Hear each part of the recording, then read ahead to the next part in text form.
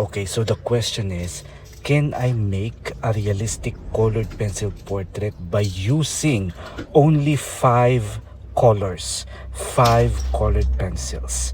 So is that really possible?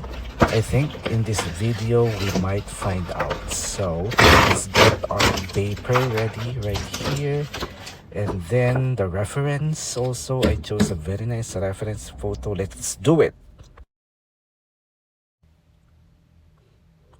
Okay, so if you are an avid viewer of my channel, I'm always, teaching or having tutorials about using lots of colors to achieve realistic skin tone. But today, it's gonna be a bit of a challenge to try to create super realistic portraits by using only these five colors that I chose.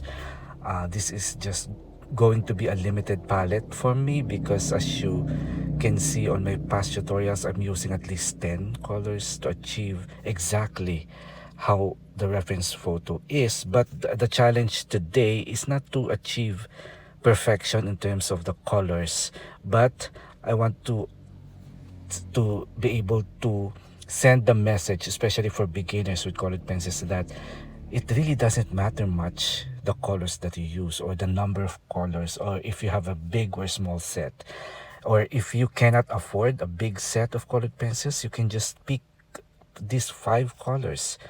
And I'm gonna even show you how to do it. So let's start with this step one, which is sketching. So I have a little bit of a cheat here because I didn't include in the five colors this one, the black and the white, because yeah, they always have to be in every drawing challenge, the black and the white. So I don't consider them part of the five colors because yeah, they are nice and neutral and you can use them to support the drawing. So the black, as you can see right here, I use it to sketch the reference. So and I even added black on some dark shadows right here. So step two, this is the actual layering of the five colored pencils that I chose. And this number one pencil is the chestnut, and I'm giving you the substitute for the chestnut. So if you don't have the chestnut, it doesn't matter, you can try sienna brown, the terracotta, and the chocolate to be substituted to the chestnut if this is not available for you, or if you are trying to get hold to these colors and you can only buy individual pencils, you can choose this pencil exactly, or the substitute that I shared a while ago. And you will see that it wouldn't really matter what exact colors to use. So that is what I always tell my all the beginners that have been asking me about how to choose colors, how to combine colors, and what colors to choose on a specific skin tone.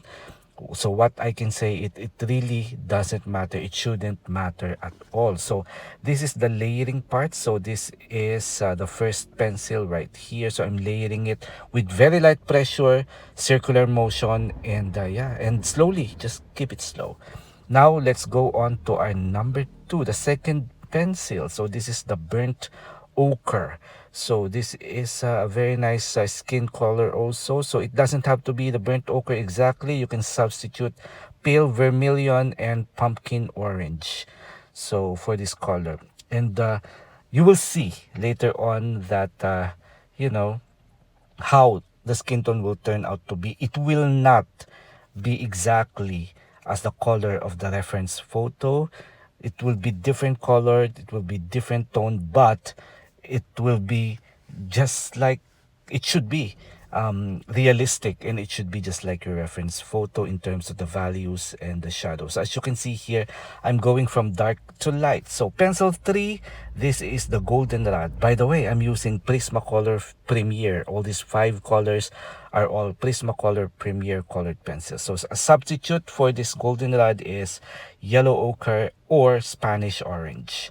So I need some orange tone here. So when you layer, do it very lightly, circular motion, like right here, and you go over all the layers that you put a while ago. So you just draw on top of everything. So now I want a nice pink tone right here. That's why I use for the pencil for the rose.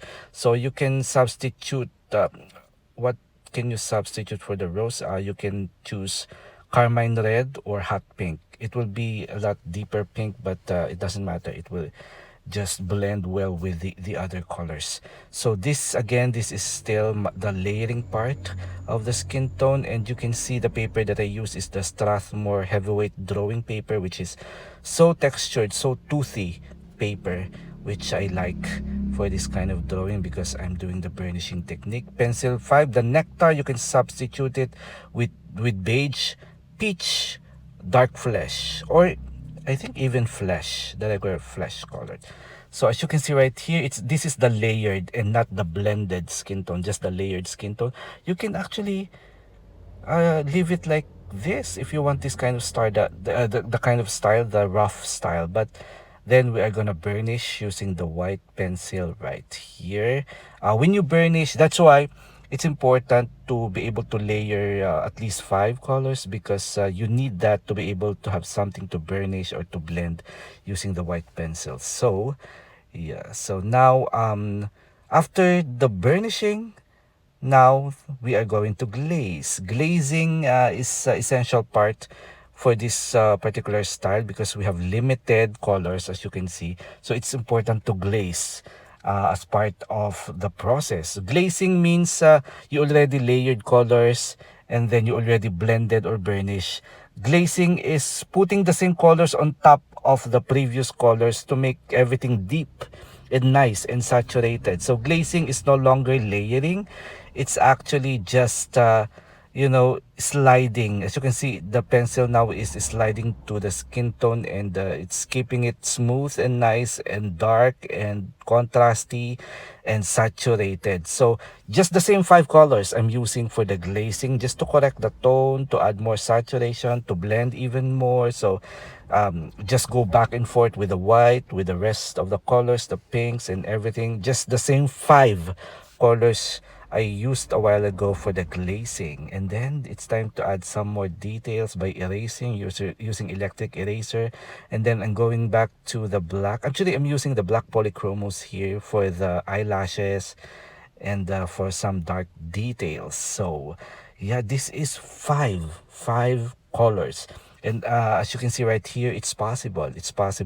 It will not look at the same colors of the reference photo, but it will look nice, and it will look realistic even with limited palette. So this is very much possible. I love it. I love the skin tone is not too saturated. It is just fine, just good. So it doesn't matter. It doesn't matter if you have tons of colors or if you have limited colors that you use. So this is it. Thank you for watching.